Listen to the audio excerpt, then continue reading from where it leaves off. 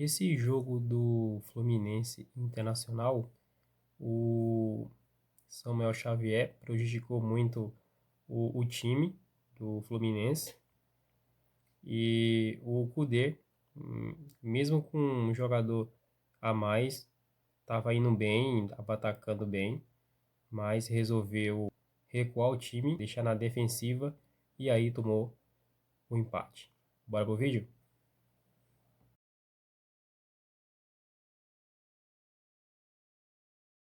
Vamos para mais um vídeo.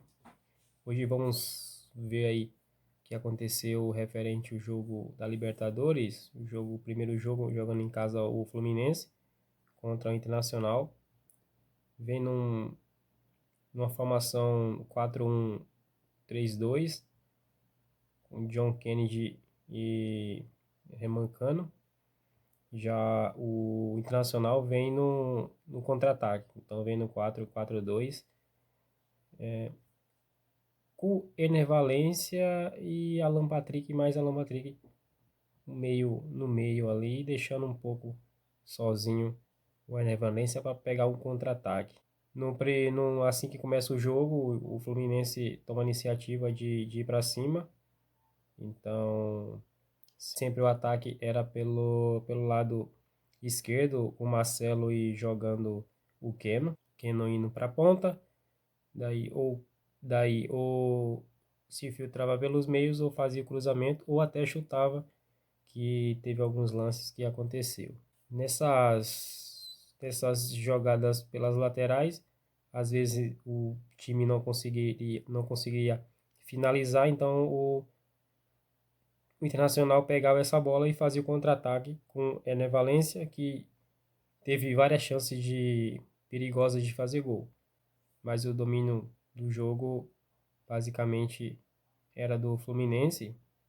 Ganso não ficava muito no meio, vinha mais para a defensiva como um volante, porque, porque a estratégia do Fluminense é sair com a bola nos pés, não dava aquele chutão ou dava aquele lançamento.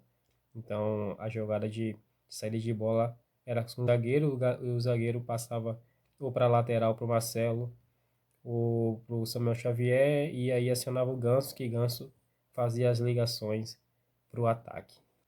No Internacional, as jogadas de bola também era mais pelo lado direito, então os meias entre Fluminense e Internacional não era muito, a intensidade do jogo não era mais voltada mais para a central do campo, mas sim pelas pontas, mas sempre lançando ou esticando a bola pro Valência.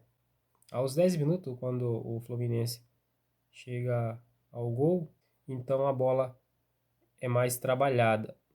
Então o Fluminense começa a mais ficar ali tocando bola, dominando, tentando dominar o jogo, tentando dar uns contra-ataques, virando bola para o lado direito, para o lado esquerdo, mas sim passando a bola. Quem dá o início do ataque é mesmo o Ganso. E com essas tentativas de ataque gerava um contra-ataque do Internacional, que alguns é perigoso, mas a intensidade, o controle de bola era mais do Fluminense, com o Marcelo, saída pelo Marcelo, com o Keno, às vezes, às vezes o Arias no lado direito, mas sempre o jogo em si, a jogada mais perigosa que é criada era mais para o lado esquerdo.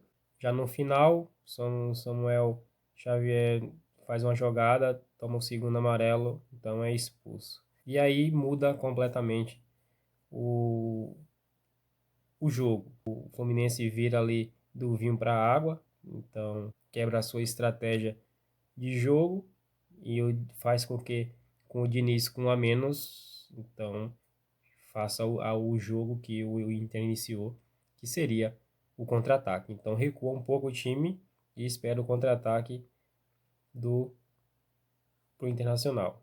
E aí começa o Inter dominar o jogo. No segundo tempo, o Diniz começa a tirar os seus jogadores de Ganso, Felipe Melo, para dar mais uma consistência na marcação.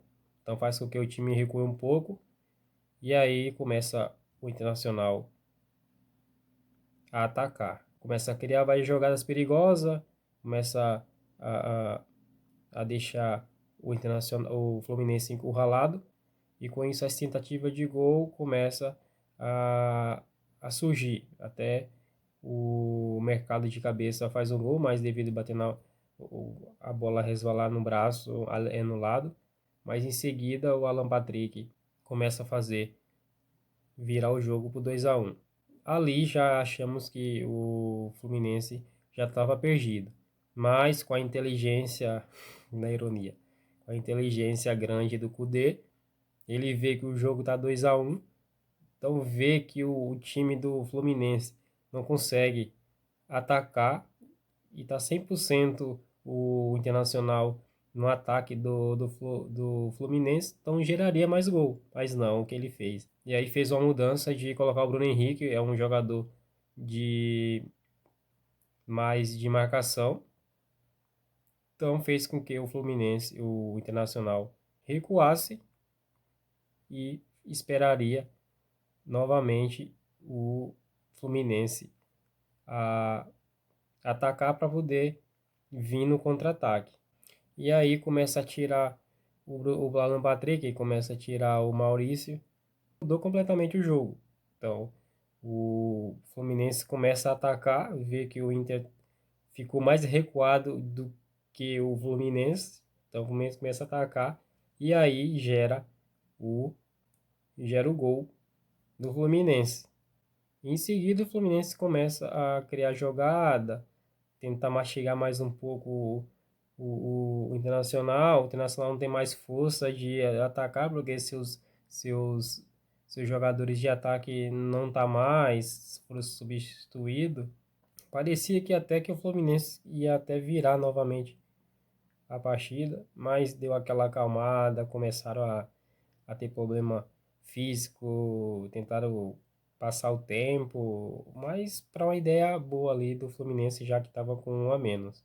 A questão que o Internacional errou nessa estratégia de estava atacando, fez o gol, ainda tinha dominado o jogo, mas resolveu recuar o time. Então o técnico, para mim, foi um erro muito grande, sabendo que tinha um jogador a mais, então poderia aproveitar muito bem, mas não. Com essa decisão acabou levando o empate. Mas se não fosse a expulsão do Samuel Xavier, sim, o Fluminense estava jogando muito bem, estava tendo muita segurança no jogo. Provavelmente ia sair de uma vitória ou de um gol de diferença ou até 2 gols de diferença, mas houve esse erro do jogador, do lateral, então prejudicou muito e fez com que o Diniz tirasse os seus jogadores mais de criação para colocar uns jogadores de defesa. Provavelmente lá no jogo na Casa do Internacional, o Fluminense vai esperar a atitude do Internacional para estudar basicamente que o Internacional, se vai vir atacando com tudo, se vai esperar o Fluminense atacar para pegar no contra-ataque. Então vai ficar um pouco meio um jogo estudado, mas vai ser muito interessante devido que o jogo tá 0-0.